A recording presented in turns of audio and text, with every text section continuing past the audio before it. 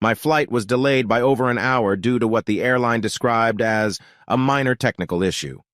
I have an aversion to flying anyway, so this didn't do much to boost my confidence. At any rate, it was a pleasant surprise to me that we, after an unusually bumpy flight, landed safely.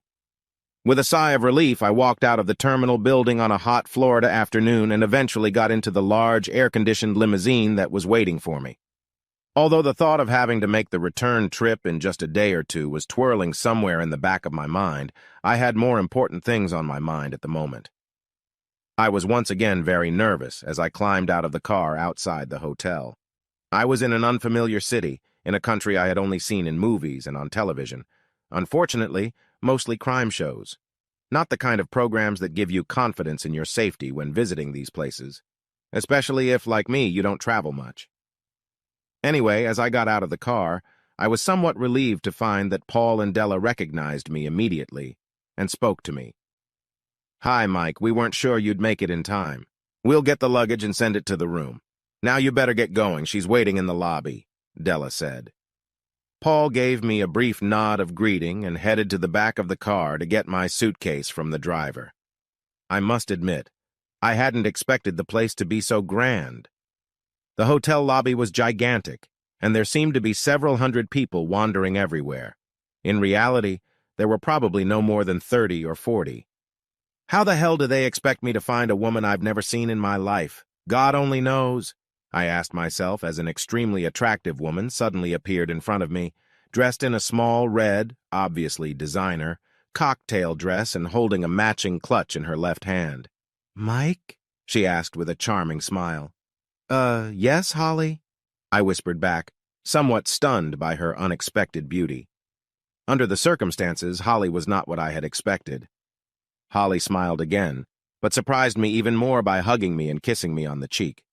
Overcoming the initial shock, I summoned up all my courage and returned the favor. "Sorry, it must be an English thing. We don't usually hug women we've never met before." By then, though, Holly and I had been emailing and talking to each other on the phone for months, preparing for this little encounter. I really didn't know what to expect. "Did you have a good flight?" she asked. "No, Holly, I don't need any more flights," I replied, then explained. "A few years ago, I was involved in a very rough landing. In fact, it wasn't far from a crash. The airplane made a real mess, but I think the local scrap metal dealers were pleased. At any rate, it kind of shattered my confidence in air transportation.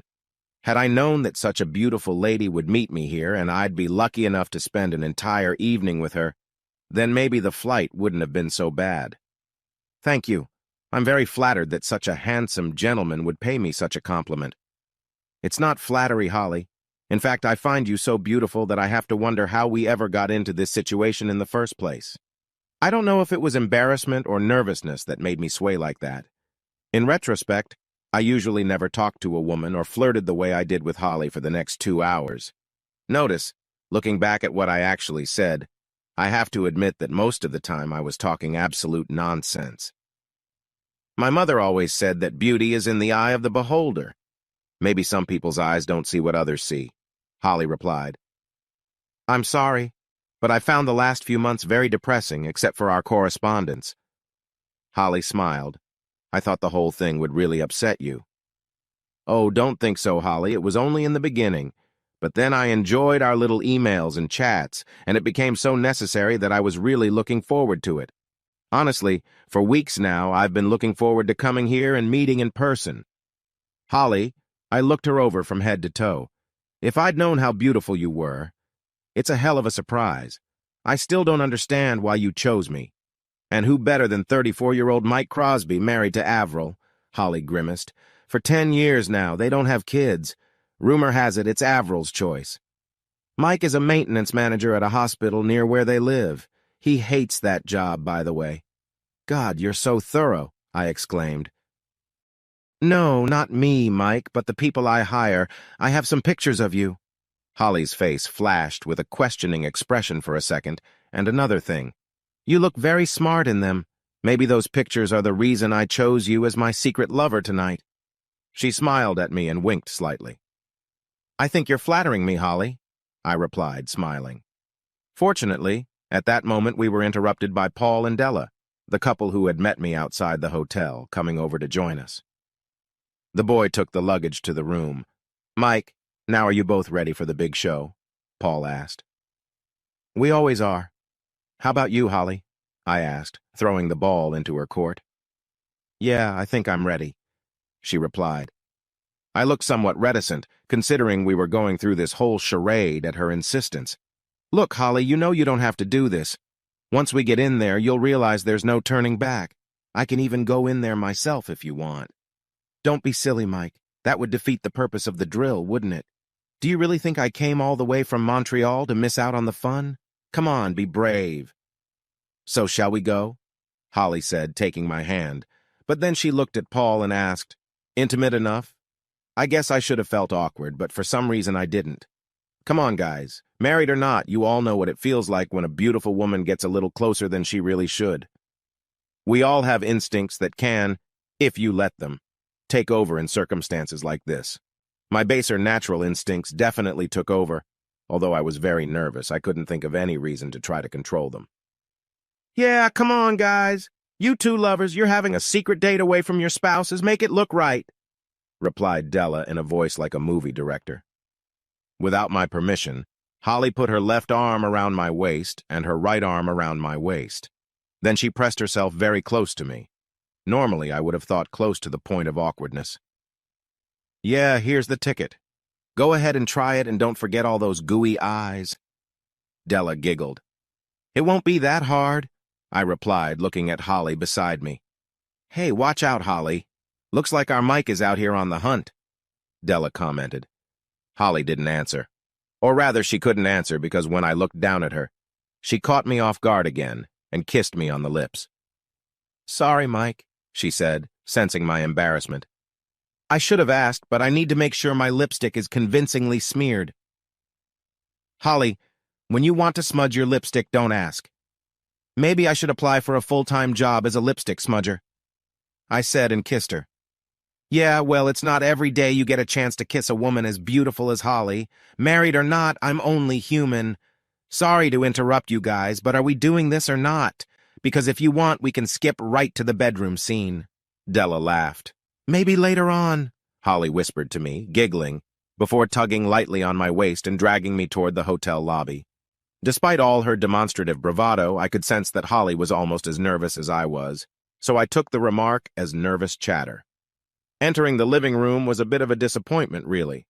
The place was pretty crowded, but I'll add that I noticed a few guys showing much more than mild interest in the stunning woman in the little red cocktail dress snuggled against my side. Not that I could blame them. I was having a hell of a hard time not looking at the incredible cleavage Holly was showing off in that dress. I think I strutted around looking as important as the cat that ate the canary. It had been a long time since I had been so proud of the woman I was accompanying. Paul and Della took the lead, and we followed them to a table against the wall. The waiter came over, and we ordered our drinks, and I found sitting with my back to most of this room uncomfortable because I could only stare at the stage where a small orchestra was playing. I actually wanted to scrutinize everyone in the place, but that might give the game away. Our drinks arrived, and the four of us made small talk, mostly about my delayed flight. "This isn't good. I think we're going to have to up the ante," Paul said. "Didn't they see us?" Holly asked. "Too immersed in themselves, I don't think they've said a word to the others since we came in. Go on, you two, mind your own business." I held out my hand, and Holly took it as we both stood up. "I have to warn you, Holly, that I'm not Gene Kelly," I warned her. "I'm sure you can handle it, love," Holly replied with a grin. "Love?" I asked. "But that's what you're supposed to be tonight, isn't it?" "Oh, yes, it's a damn shame we have to play these silly games, isn't it?" "Who's playing?" Holly said, winking at me, wrapping both arms around my neck and pulling me to her. "I wish," I thought to myself. God, if the guys in the office could see me now. It was already the third set since we'd arrived, and they were playing slower. "Oh, my God, did I really do that?" Holly asked, squeezing into me.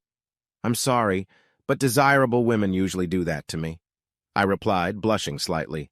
"I can't say we actually danced literally. We just swayed in the same spot, slowly twirling around. I have to say it was one of the most enjoyable dances I've had in years." Suddenly, another couple pushed us slightly. You've been spotted, Paul whispered. Be careful. You might look the wrong way. Concentrate on the dance. I looked at Holly again, who was smiling charmingly back at me. Holly, you're one hell of an actress, I thought to myself. You know, I hope the balloon doesn't go up too soon. I like that, I told her. I can feel it, love, she said with a cheeky grin, and then pressed herself even tighter against me. I wonder, Holly, if you have sadistic tendencies, I remarked, smiling. I like to tease, Mike. This evening was the best joke I could think of. I don't know what expression appeared on my face, but it made Holly laugh out loud. I only wished I really was the person she was really teasing, but I knew the good Lord could never look at me so favorably. Oh, don't look so dejected, Mike. After all, you don't have to rush back to the UK, do you? We can always take a few days to enjoy the Florida sunshine. Now that we've been spotted, let's make it look really good. Next thing I know, Holly's head is resting on my shoulder, and she's chewing on my neck and earlobe. Hey, take it easy, girl, or I'll have an accident, I warned. Holly giggled in response and, more importantly, didn't stop her manipulations. She doubled down on them, for that matter. Much to my relief, the band's performance ended before I lost control, and we returned to our table. Holly was walking, holding my hand and dragging me along behind her. When we got closer, Paul gestured for us to sit down, but his eyes were fixed on something that was happening across the room. That's right, he's on his way.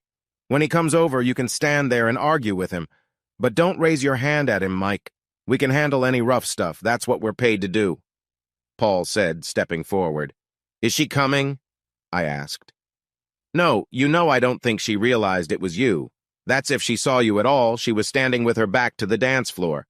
But she's watching intently now, so she'll probably spot you as soon as you stand up and turn around. What the hell is going on here, Holly? What are you doing here, and what the hell are you playing with that asshole? Who is he anyway? Asked an angry voice from somewhere not far from my left shoulder. I stood up and turned to face the guy. Holly was dancing with that asshole, just like you no doubt danced with my wife. Well, yeah. At that moment, that was the best I could think of. I didn't know what I was going to say when the confrontation started. Holly, on the other hand, who also stood up, had obviously rehearsed her little speech well. And he'll probably have me later while you're sleeping with his wife in room 642. By the way, we have 643 right across the hall, but we'll try not to make as much noise as you two did last night, Holly said with a smile on her face and put her arm around my shoulders. I really could have done without Holly at this point, because her husband, who was much bigger than I thought he was, could very well have pounced on me, and Holly hanging on to me limited my maneuvering. But I really didn't have to worry about him. Avril's appearance on stage, I suppose after she'd spotted me as soon as I stood up, was much more, exciting. Honestly, Avril came out of nowhere and hit me in the forehead, obviously on the run. Effectively knocking Holly's husband off his feet, she pushed him out of the way. In a way, it was convenient because it took away some of Avril's momentum. Holly's husband laid down on some poor woman's lap before he fell to the floor. Notice I didn't see this. I was lying on the floor myself, looking at my very angry wife. I think the fall to the floor shook Avril up a bit, as it did me. Anyway, she ended up lying on top of me, looking me in the face. "What the hell were you doing with that slut?" she asked demandingly. "Dancing, as you can see," I replied, still without the jazzy cuteness. "It looks like you were trying to fuck that girl," she objected. "Come on, Avril. I just got here. I haven't had a chance yet. You've been sleeping with her husband for at least the last 2 days. I was pleased with myself. I had taken my first good shot. "Yeah, but don't be so stupid, Mike. Where did you get this stupid idea?" Avril said, rolling off me and sitting up. "How did you even get here? You don't fly, do you?" "Yes, but not when I want to catch my wife with her lover," I answered. I was good at that backhanded stuff. "That's bullshit, Mike. You know I'm here on a business trip. Avril, your business trip was to Houston. It's freaking Florida. You and your company have no business being here in Miami. You had a meeting in Houston, and then you flew here. And you've spent the last 2 nights horizontal tangoing with that creep in room 643. 642, lover, 643 is our room," Holly's voice corrected me from somewhere. "Yes, sorry, room 642. Do you want to see the tapes, Avril?" I asked. I had no idea if Holly had any tapes from this trip. but I knew that she had many from their previous dates. I figured Avril wouldn't really want to see them. Avril just sat on the floor and looked at me. I have to admit that this was the first time I had ever seen this woman speechless. No, not like that. I remember the first time I slept with her before we were even married. By the time I was done with her, she was lying there speechless. I always thought I'd shaken all the chatter out of her. Well, it wasn't a disappointment to her. She came back for more the next night and eventually married me. What a shame. Suddenly, someone's hands helped us to our feet, and the next thing I really realized, besides Holly's arm around my waist again, was Paul saying, "Morgan Ardent, you're served." And he handed Holly's rather disheveled husband an envelope. I wonder what I missed that made Morgan so disheveled. Paul then quickly did the same to Avril. Although our British divorce petitions don't really have to be presented as formally as the Yanks do, I could send them by registered mail, I guess. Holly and I just figured it would add a bit of spice if it was done officially, and at the same time as the papers were handed to her husband. The two guys who followed the two lovers along with the rest of the company were then handed the papers. Holly took care of everything. Avril and Morgan worked for an American company, so we both sued her in the American courts for turning a blind eye to what was going on with the couple. Their bosses, who were served papers, had their girlfriends too. So I think the bloody company must have turned a blind eye to everything. Eventually, Paul filed a lawsuit against Morgan Ardent for alienation of affection, which Holly's lawyers filed precisely in the American courts on my behalf. It had been years since anyone had successfully done such a thing in the UK. It ended as abruptly as it began. I really have no idea where or when Avril disappeared. Holly said she was led away in tears by one of her boss's girlfriends, but I didn't see her leave. I did, however, see Holly's husband being led away by two guys. Notice not before he threw me a look that I thought should have turned me to stone. "So what now?" I asked Holly. "We're dancing." She responded with a smile and dragged me to the dance floor again. The rest of the evening turned into a bit of a party. I have no idea at what time the party ended. I'm afraid I had too much to drink myself. But I do remember a conversation we overheard in the elevator. One of the hotel staff was telling a couple how lucky they were, because the hotel was full, but for some reason the couple in 642 had suddenly checked out. The housekeeping staff was still in room 642 when Holly, Paul, Della, and I entered room 643.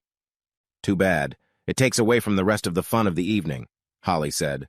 "I couldn't wait to see their faces when we walked out of that room together in the morning." "Maybe it's not such a bad thing. It might give their lawyers leverage in court," Paul commented. "Paul, I have enough information on what these two have been doing for the last 6 months to get 2 divorces. Besides, I have the prenup that my father insisted on. He never thought much of Morgan." "Yeah, but what about Mike? They don't have prenuptial agreements in the UK." "I'm still screwed, Paul. My lawyer thinks it's going to be 50-50. The only light in the sky is that Avril makes more money than me."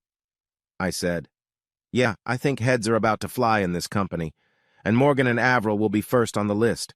My uncle is a major shareholder, and he's already on the case," Holly informed us. "I had a hard time slowing him down, or we would have missed out on today's fun. There wasn't really that much going on. Not a lot of fireworks. Quite an expense on your part, Holly, for something that could have been done at home," I said, voicing my thoughts. "Ah, Mike. The look on Morgan's face when you said he slept with your wife was classic. He had no idea who you were. Did I say that?" "No, not in those words. You're too much of a gentleman." "But I did. And the look on Morgan's face when he realized he hadn't caught me, I had, or rather we had caught them, was something special. And then Avril burst through like a defender at the finish line. The funniest thing I've seen in a long time," Holly said and laughed out loud. God knows how long we chatted about nothing in particular, but eventually made it to bed. Oh, I better remind you that room 643 was a suite. I had one bedroom and Holly had the other. When we went to bed, Paul and Della were sitting in the living room. When we got up in the morning, they were sitting there. Apparently, Paul was a court officer. I have no idea what that means.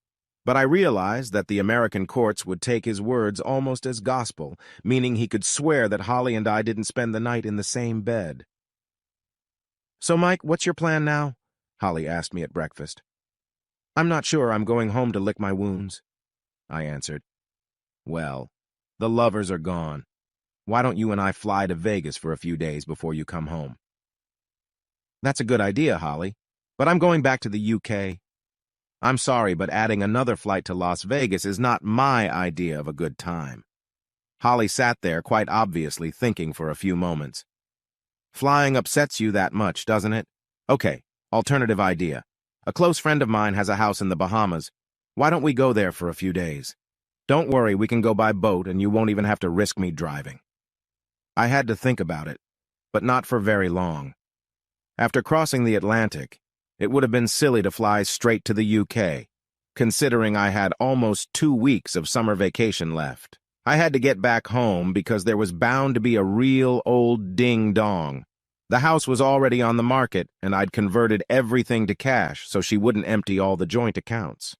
Keep in mind that even though my lawyer oversaw all the changes I made, I still thought I was going to screw up. It was his job to keep me from going completely broke. Yeah, why not? A good ferry cruise should be fun. But can you just show up at your friends' houses uninvited? Of course I have a standing invitation. I don't visit them as often as I should. What about dragging me along? Oh, they'll probably love you more than Morgan. They never thought much of him, Holly replied with a chuckle. What can I say? The cab dropped us off at what looked to me like a rather fancy boat or even a private yacht. It turned out to be some kind of charter fishing boat, and it had impressive acceleration. During the trip to the Bahamas, Holly spent most of her time sunbathing on deck in a tiny bikini. I spent time on the bridge, where the captain was supposedly showing me how to steer the boat while we were actually gazing at Holly's slender body. "Daddy," said Holly, hugging the old man who met us on the quay. "This is Mike. That was his wife Morgan was playing with," Holly said, introducing us. "Hi, son," he said, shaking my hand and then Holly's. "I told you you could never trust that little shit. But no, you always thought you knew better. All right, Mike, let's get you home and change you into something appropriate." I realized that my business suit was not considered appropriate attire for the Bahamas. At the house, a large, cluttered structure that bore little resemblance to the homes I'd been in before, I met Holly's mother, who greeted me like a long-lost son. Shame on my reserved English nature. When Holly's father escorted me to my room, though, things got a little official. Let's just say he made sure I understood where my room was, and that's where he and his wife expected me to sleep. You get the idea. The next 4 days were really enjoyable. When Holly and I weren't sunbathing or swimming in the pool, I was either fishing off the boat with Holly's dad, or we were at numerous cocktail parties in the evenings. At 2 of them, Holly danced with me, but she was somewhat more chaste than she had been that first night at the Miami hotel. On the last night before we left, Holly and I were finishing an evening stroll along the beach in the moonlight. We weren't in each other's arms, but she was holding my hand. We talked about how upset I was that my divorce was going to cost me the house I'd spent so many years remodeling to my taste. Avril always let me do whatever I wanted with the house. She just picked out the color scheme and everything. The extension and even the kitchen and bathrooms were always in my plan, as was my garage and workshop. God, how I'm going to miss that workshop. "Mike, I want to apologize," Holly said suddenly. "Apologize for what, Holly?" "Well, that first night in Miami, I got a little ahead of myself. Holly, we were both very nervous about what was going to happen. I think we both drank a little more than we should have and said some things we shouldn't have. It served as a cover for our nervousness. That's all we have to worry about." "I know, but I'd hate for you to think that I would flirt with someone like that." "Shit, don't be silly, girl. I understand perfectly well. I have to apologize. I really didn't control myself like I should have." "Yeah, I noticed, big boy. Anyway, we're not the kind of people who give in to our baser instincts like Morgan and Avril, are we?" "Absolutely not, Holly. We've been together for almost 5 days, and we haven't even kissed since that first night." "Why do you think that is?" "I'm not really sure. You're a very attractive woman, and I enjoyed being your official lipstick. But we have to take into consideration that in some ways, we are both on what you might call a rebound. How many relationships are known that would have lasted normally when they started under these circumstances? Yes, I have to admit that they usually result in heartache for everyone at the end," Holly said quietly. "Besides, we're still married, Holly. even if our spouses seem to have overlooked that fact. Yes, you're right, we're above that kind of behavior, aren't we? Unfortunately, I replied. Does that mean you can't smudge my lipstick at least once before you leave? Holly, like I said, I'm pretty damn sure I'd be happy to apply for a full-time job as your lipstick smudger. Okay, I spent the next half hour or so watching Holly's lipstick smudge. During this time, Holly tried to find out if my tonsils were still intact by using her tongue as a probe. By the time we got back to her parents' house, however, we were acting like rank good friends. The next day, the same boat took us back to the mainland with even more speed than before. Then Holly walked me to the airport for my flight back to the UK. Come on! I smeared Holly's lipstick again before getting on the plane. When I finally got back to the house, Avril was already waiting for me. Surprisingly, there weren't many fireworks. Hi, sorry, Mike, I messed up, didn't I? Said a very depressed Avril when I found her sitting in the kitchen. I just can't understand why, Avril. I thought we had a good thing going here. Yeah, Mike, I just got caught up in my work. I'm really sorry that all of this came to me. I really didn't mean to cheat on you or anything. God, Mike, I still love you. Yeah, so how do you feel about him? Hell, please don't ask. He flattered and seduced me. I acted like a stupid little schoolgirl. Did you, with his wife? Avril, was all I had to say. Hell, I might have known you wouldn't do that. Now you're going to tell me we don't stand a chance, aren't you? You know me better than I know myself, Avril. When do you want me to move out, or will you? Provided you don't bring any of your lovers here, Avril, we can both live here until the house is sold. That will give us both time to find some decent accommodation. And the divorce? I'm willing to change the grounds to irreconcilable differences, provided we can come to an amicable agreement on finances. That should get us a quick divorce. Take the papers and show me where to sign, Mike. I messed up so I won't give you any more trouble, Avril said humbly. That's how it really was. The divorce went through within a few months. It didn't take long to sell the house. It had been on the market for less than 2 months when a real estate agent came along and bought it on behalf of his client. Strange guy never struck me as a real estate agent. At any rate, we never even saw the buyers or knew their names. After much negotiation, he even bought almost all the furniture. I was moving into rented furnished accommodation, and Avril, having been fired by her employer, suddenly found herself being hunted by another American company. She left England for California before the divorce was even finalized. I don't know, maybe 2 months later I got a call from the agent of the people who bought our house. It seems my client is having some trouble controlling the central heating system, Mr. Crosby. We were wondering if you could kindly pop in to see them tonight and explain how to do it. He asked. I don't see why they would have any problems. It's a pretty standard system. But then again, that damn electronic timer is a bit of a crapshoot to get your head around. Yeah, tell them I'll stop by tonight on my way home from work and see if there's anything I can do to help. By the way, what are their names? I asked. Thank you, Mr. Crosby. I'll tell them to expect you around 7:30. Goodbye. He answered, and the connection went dead. That's strange. I remember thinking, how the hell did he know I was getting there at 7:30? That was the time I always came home from work when I lived there, and the bastard hung up on me without giving me his name. The garden looked pretty much the same when I turned into the driveway. That's if you ignore the little sign proudly informing everyone that the new homeowner was using some local gardening company to mow the lawns, etc. There were no cars in the driveway, so I parked in my old spot. With a heavy heart, I walked to the front door and pressed the bell button. It's very strange, coming back to the house you used to live in and finding that you have to ring the doorbell instead of just putting the key in the lock and walking in. Who is it? There was a voice from behind the closed door. Mike Crosby, I shouted back. I came in to explain the heating system. I could hear all the locks and deadbolts I had installed on that door with my own hands being pushed back and opened. Most of them were for when we went to bed or left the house empty. I never expected anyone to use them all the time. Finally, the door opened, and a girl of about 18 opened the door and invited me in. The landlady is waiting in the living room. The girl said it very precisely, as if she had rehearsed the line. Then she giggled and ran into the kitchen. After knocking, I opened the living room door. I'm Mike Crosby. I believe you're having some trouble with the central heating, I said to the woman with her back to me, looking out into the garden behind the house. No, the heating is working fine, Mike. What I'm really looking for is someone to smear my lipstick on, she said, turning and coming into my arms. Epilogue. It's funny how things can turn out, but I never got to spend another night alone in my apartment. Holly and I got married less than 2 months later. I no longer work at the hospital. I am now a joint representative for Holly's father, along with Holly, in the UK and Europe. This guy gets involved in everything he can think of. To be honest, I'm a bit of a mess most of the time, although I do pick up a few things from Holly as I go along. Not that there's much to do there other than represent. I get the feeling that Holly's dad just wants to make sure I can afford to keep Holly the way she's used to. Anyway, in a few months, Holly's going to have to stop chasing me all over Europe. Well, you can't carry a baby around with you, can you?